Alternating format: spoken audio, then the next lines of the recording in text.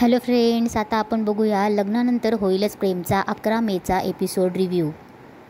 आजच्या भागात आपल्याला असं बघायला भेटतं आहे, सकाळी सकाळी पार्थ उठलेला असतो आणि काव्य झोपलेली असते. पार्थ सतत काव्याकडे बघत असतो आणि त्याला काव्यावर प्रेम होतं आहे हे समजत असतं आणि त्याला काव्याच्या हळूहळू काही गोष्टी आठवत असतात. इकडे नंदिनी ही जीवा झोपलेला असतो आणि नंदिनीलाही जीवाबद्दल प्रेम वाटायला लागतं. तेव्हा नंदिनीला तेही आठवत असतं की जीवा आणि नंदिनी बाहेर जात असतात तेव्हा एक लहान मुलगी जीवाला वहिनीसाठी गजरा घे म्हणून सांगते आणि जीवा 100चे गजरे घेतो. नंदिनीला जीवा घास भरवतो तेही आठवत असतं. नंदिनीला तेही आठवत असतं की जीवाने तिचा नंबर चकाचक बाई म्हणून सेव्ह केलेला असतो आणि नंदिनीला मनातल्या मनात हसायला येत असतं. इकडे काव्या झोपलेली असते. पार्थ तिच्याकडे एकटक बघतच असतो आणि पार्थ तिच्याकडे बघून स्माईल देत असतो. काव्याच्या चेहऱ्यावर ऊन येत असतं. पार्थ कर्टन्स बंद करतो. पार्थला काव्याची एक एक गोष्ट आठवत असते. तेवढ्यात पार्थला तेही आठवतो की तो काव्याच्या कॉलेजच्या तिथे येतो आणि काव्याला विचारतो कुठे आहात तुम्ही. तेव्हा काव्या त्याला खोटं सांगते की मी क्लासरूममध्ये आहे. इकडे नंदिनी जीवा आणि तिच्या लग्नाचा फोटो फ्रेम हातात घेऊन स्माईल करत असते. तेव्हा तिला ते आठवतं की जीवा तिला त्याच्या नावाचा अर्थ सांगत असतो आणि मित्र कसे चिडवत होते तेही सांगत असतो. दुसऱ्या दिवशी इकडे काव्या किचनमध्ये असते. पार्थ डायनिंग टेबलवर बसलेला असतो. तेवढ्यात तिला पार्थला कॉफी कोणीतरी आणून देतं. तेव्हा पार्थ बोलतो तुम्ही कल्पनाताई कुठे. तेव्हा त्या कामवाल्या बोलतात की कल्पनाताई गावी गेल्या, त्यांनी मला पाठवलं आहे. तेव्हा पार्थ तिरपं किचनमध्ये काव्याकडे बघतो आणि बोलतो पण मी कॉफी सांगितलीच नाही. तेव्हा ती कामवाली गोंधळते, काव्याकडे बघते. तेव्हा काव्य तिला खुणवते. तेव्हा ती बोलते की काव्यताईंनी तुम्हाला कॉफी द्यायला सांगितली आहे. तेव्हा पार्थ कॉफीचा मग हातात घेतो. तेव्हा काव्य मनात बोलते हे आता तरी काही रिॲक्ट होत आहेत का बघूया. मी कॉफी पाठवली म्हटल्यावर घेतील हे कॉफी. तेव्हा पार्थ कॉफीच्या मगकडे बघतो आणि बोलतो नको आहे मला कॉफी. तेव्हा पार्थ कॉफीचा मग खाली ठेवून बोलतो कॉफी आवडते मला पण आज नको आहे. तेव्हा पार्थ बोलतो घेऊन जा. तेव्हा ती कामवाली जायला लागते. तेवढ्यात तिला काव्य खुणवते की जाऊ नको, तिथेच थांब. पार्थ पुन्हा त्या कॉफीकडे बघतो आणि मागे बघणार. तेवढ्यात काव्य पटकन किचन खाली लपते. तेव्हा पार्थ कामवालीला बोलतो काय बघतायत तिकडे, नकोय मला कॉफी, घेऊन जा, थँक्यू. तेव्हा काव्या तावात किचनमधून बाहेर येते आणि पार्थ समोर हाताची घडी घालून उभी राहते. तेव्हा पार्थ बोलतो काय हवंय. तेव्हा काव्य बोलते उत्तर हवंय. तेव्हा पार्थ बोलतो कसलं. तेव्हा काव्य बोलते आणि का चिडलायत तुम्ही माझ्यावर. तेव्हा काव्य बोलते अंजली ताई मगाशी इथे होती, आता ते गेल्या आहेत आत. आता मीच तुमच्यासमोर उभी आहे आणि तुम्हीच माझ्यासमोर आहात म्हणून मग मी तुम्हालाच विचारणार ना. पार्थ बोलतो मी मस्करी करायच्या मूडमध्ये अजिबात नाही आहे. तेव्हा काव्य बोलते का नाही आहात. तेव्हा पार्थ बोलतो म्हणजे मी मस्करी केली तर म्हणायचं मस्करी नकोय, आता म्हणायचं करा, प्रॉब्लेम काय तुमचा. तेव्हा काव्य बोलते माझा प्रॉब्लेम हा आहे की मला अंदाज आला आहे की पार्थ देशमुख माझ्यावर चिडलेत. ते का चिडलेत याचंच उत्तर मी तुमच्याकडे मागते. सो लवकर मला सांगा की तुम्ही का चिडलेत. तेव्हा पार्थ बोलतो हा प्रश्न तुम्ही स्वतःला का नाही विचारत. स्वतःला विचारा तुम्ही की मी चिडण्यासारखं काही तुम्ही केलं आहे का, तुमची काही चूक झाली आहे का. तेव्हा काव्य बोलते माझी चूक. तेव्हा काव्य बोलते माझी चूक, मी काय चूक, एक मिनिट मी तुमच्याशी हवं तसं बोलते याचा तुम्हाला राग येतो का. तेव्हा काव्य बोलते नाही ते शक्य नाही. कसं आहे ना, माझं सगळंच बोलणं तुम्ही हसण्यावारी घेतात ना, कधी तुम्हाला चिडलेलं बघितलेलं नाही आहे मी. तेव्हा काव्य बोलते गाडी, मी तुमच्या गाडीत बसत नाही म्हणून चिडलायत का तुम्ही माझ्यावर. नाही ते पण कारण नसेल ना. तेव्हा काव्य उठते आणि बोलते पार्थ बास, का चिडलायत तुम्ही माझ्यावर, बोला ना. तेवढ्या तिथे मानिनी पण येते. तेव्हा मानिनी बोलते काय झालं, काय रे तू चिडलायस, काय झालं. तेव्हा पार्थ बोलतो मंदिरात गेली होतीस. तेव्हा मानिनी बोलते हा घ्या ना प्रसाद घ्या, देवीच्या देवळात जाऊन आले, देवळात गेले छान वाटलं पण. तेव्हा पार्थ बोलतो पण काय. तेव्हा मानिनी बोलते अरे देवळात गेले मला प्रसन्न वाटलं पण तिथून बाहेर निघाले तर हे बाहेरचं प्रकरण बघितलं त्याची भीती वाटायला लागली.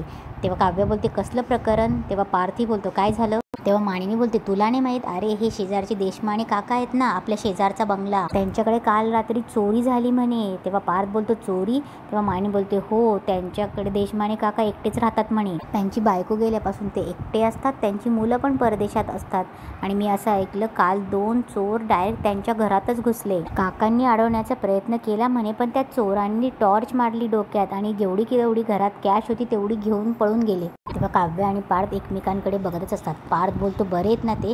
तेव्हा मानिनी बोलते हो बरे आहे आणि मी आपल्या सिक्युरिटी गार्डला पण सांगितलंय थोडंसं लक्ष ठेव म्हणून, कोण येतंय कोण जातंय, एक तर तो नवीन दिसतोय, सुरेश दादा गेले कुठे. तेव्हा पार्थ पुन्हा काव्याकडे बघतो. तेव्हा पार्थ आणि काव्याला ती रात्र आठवते. तेव्हा जीवा बोलत असतो की कोण होता तो माणूस, या सिक्युरिटी गार्डवाल्यांचं लक्ष कुठे, एकाला काढून आलोय मी आत्ता. पार्थ शांत विचारातच असतो. तेवढ्यात मानिनी बोलते काय रे काय झालंय का. तेव्हा पार्थ आणि काव्या शांतच असतात. तेव्हा मानिनी बोलते मी काय विचारते तुला. तेवढ्यात इकडे वसूही रम्याला विचारत असते मी काय विचारते तुला. रम्या मगासपासून मी काहीतरी विचारते तुला, तू सांगणार आहेस का मला. त्यांच्या 1 मंथ ॲनिव्हर्सरीला काय करणार आहेस तू. तू मला सांगितलं प्लॅन कर, मी प्लॅनही केला, पण तू काय करणार आहे ते सांगितलंच नाही मला. तेव्हा वसू बोलते रम्या मी काहीतरी विचारते तुला. तेव्हा रम्या बोलते थांब आई मला ऑफिसला उशीर होतोय. तेव्हा वसू बोलते की रात्र जास्त वेळ जागरण करण्यापेक्षा ना झोपायचं लवकर. पारच्या सोशल मीडियावर जी घुटमळत बसतेस ना त्याऐवजी झोपलीस ना तर सकाळी लवकर उठशील. आता तू मला सांगणार आहेस का तुझा प्लॅन काय आहे ते, का आवरतच बसणार आहेस. तेव्हा वसू बोलते तू मला आधी प्लॅन सांग, त्यांचं 1 मंथ कसं स्पॉईल होणार आहे ना ते मला सांग. रम्या लायनर लावत असते तेव्हा वसू बोलते की नक्की सांग मला कुणाचं भांडण पेटणार आहे. तेव्हा वसू चिडून तिला हात लावते आणि बोलते अगं सांग ना. तेवढ्यात रम्याचं लायनर पसरतं. तेव्हा रम्या बोलते आई तू माझं लायनर पसरवलंस. तेव्हा वसू बोलते त्यात काय एवढं, पुसून टाक. तेव्हा रम्या बोलते त्यात काय एवढं, अगं आई तू एका मुलीचं लायनर बिघडणं म्हणजे 20 मिनिटं गेली पाण्यात. रम्या बोलते आई मला उशीर होतोय, पार्थ निघून गेला तर. तेव्हा वसू बोलते काय निघणार नाही, काव्यासाठी थांबतो ना 15 मिनिट. तेव्हा रम्या वसूकडे रागाने बघते. तेव्हा वसू बोलते माझ्याकडे रागाने बघण्यापेक्षा आवर पटकन. तेव्हा वसू बोलते ही मुलगी ना फक्त नट्टापट्टा करायला पाहिजे, पण मी जे काही विचारते ते सांगत नाही. इकडे मानिनी विचारत असते पार्थ अरे सांग ना सुरेश दादा कुठे आहेत. तेव्हा पार्थ बोलतो सुरेश दादा गावी गेलेत 1 महिन्यासाठी, म्हणून नवीन सिक्युरिटी गार्ड ठेवलाय. तेव्हा मानिनी बोलते बरं ठीक आहे, पण तू जाताना त्याला सांग काळजी घ्यायला हवी, दिवस वाईट येत रे. तेव्हा मानिनी गेल्यावर काव्या बोलते पार्थ मी काय म्हणते परवा माझ्यावर हल्ला झालाय हे मानिनी काकूंना सांगूया का. मान्य आहे मला की परवा मीच बोलले कोणाला सांगू नका, पण मला काय वाटतंय की मानिनी काकूंच्या कानावर घालूयात का, उगाच त्यांना नंतर कळलं तर हर्ट होतील. तेव्हा पार्थ बोलतो हे सगळं लपवायच्या आधी विचार करायला हवा होता, आता विचार करून काय फायदा. आणि पार्थ तिथून उठून निघून जातो. पार्थ बाहेर आल्यावर मनात विचार करत असतो की आई बाबा त्या रात्री उशिरा आले, काव्यावर हल्ला झाला हे त्यांना कळायला हवं, तो माणूस कोण होता हे शोधून काढायलाच हवं. शेवटी देशमुखांच्या सेफ्टीचा प्रश्न आहे. तेव्हा पार्थ विचार करत असतो की काय करायला हवं. तेव्हा पार्थ एक फोन विशाल म्हणून कोणाला तरी फोन लावतो आणि बोलतो की तुझ्या बँकचं CCTVचं मला फुटेज हवं आहे, आमच्या CCTV खराब झालं आहे. तेव्हा पार्थ गाडीत बसतो आणि पटकन काव्या ही पाठीमागच्या सीटवर येऊन बसते. तेवढ्यात पार्थ बोलतो किती उशीर रम्या. तेव्हा काव्या बोलते चला पटकन उशीर होतोय. तेव्हा पार्थ बोलतो तुम्ही माझ्या गाडीत काय करताय. तेव्हा काव्या बोलते घ्या, गाडीत बसत नव्हते तरी प्रॉब्लेम, आता आज बसली तरी प्रॉब्लेम. तेव्हा पार्थ बोलतो का तुम्हाला रिक्षा मिळेलच किंवा कॅब आहेच, मग आज माझ्या गाडीत. तेव्हा काव्या बोलते अरे वा तुम्ही तर माझ्यापेक्षाही सर्वात जास्त खडूस बोलू शकता. तेव्हा काव्या बोलते पार्थ तुम्हाला आवडलेलं नाही आहे का मी तुमच्या गाडीत बसलेलं. तेव्हा पार्थ बोलतो हे पण तुम्हीच ठरवणार का. तेव्हा काव्या स्माईल करते आणि बोलते सरप्राईजेस आवडत नाहीत का तुम्हाला. तेव्हा पार्थही स्माईल करतो. तेव्हा पार्थ बोलतो सरप्राईजेस आवडतात, पण सध्या माझं नशीब इतकं खराब आहे की मला फक्त शॉकच बसतो. तेव्हा काव्या बोलते झालं तुमचं परत सुरू, तुम्ही एकदाचं सांगूनच टाका बरं, का चिडलाय तुम्ही माझ्यावर, काय केलंय मी. तेव्हा पार्थ बोलतो तुम्ही काय केलंय तुम्हीच आठवा. तेव्हा काव्या बोलते नाही हो पार्थ मी कालपासून खरंच आठवायचा प्रयत्न करते, पण मला नाही कळते काय झालंय, काहीही आठवत नाहीये, तुम्ही सांगून टाका आणि मोकळे व्हा ना. तेव्हा पार्थ बोलतो त्यापेक्षा तुम्हाला दाखवतोच ना, चला. तेव्हा काव्या बोलते कुठे चाललोय आपण. तेव्हा पार्थ बोलतो का घाबरलात. तेव्हा काव्या बोलते नाही जनरल विचारलं ना, कुठे चाललोय आपण हे माहीत असायला पाहिजे ना म्हणून. तेव्हा पार्थ बोलतो तिथेच चाललोय जिथे तुम्ही रोज जाऊन बसतात, तुमचा क्लास. तेव्हा काव्या बोलते ओ अच्छा माझा क्लास, हो तुमचा क्लासला सोडतो तुम्हाला आणि तिथेच सांगतो माझ्या चिडण्याचं कारण. तेव्हा काव्य बोलते 1 मिनिट रम्या नाही येते का आपल्याबरोबर. तेव्हा पार्थ बोलतो ती येईल मागून, काय तुम्हाला क्लासला जायला उशीर नको व्हायला. इकडे रम्या घाईघाईने पटकन जायला निघत असते. तेवढ्यात ती खाली पडणार. तेवढ्यात नंदिनी तिला वाचवते आणि बोलते अगं सावकाश रम्या, हळूहळू पावलं टाक नाही तर तोंडावर पडशील. तेव्हा रम्या बोलते मला ना आत्ता उशीर होतोय नंदिनी, नाही तर बरोबर उत्तर दिलं असतं तुला. तेव्हा नंदिनी बोलते तेच उशीर कसं काय झाला तुला.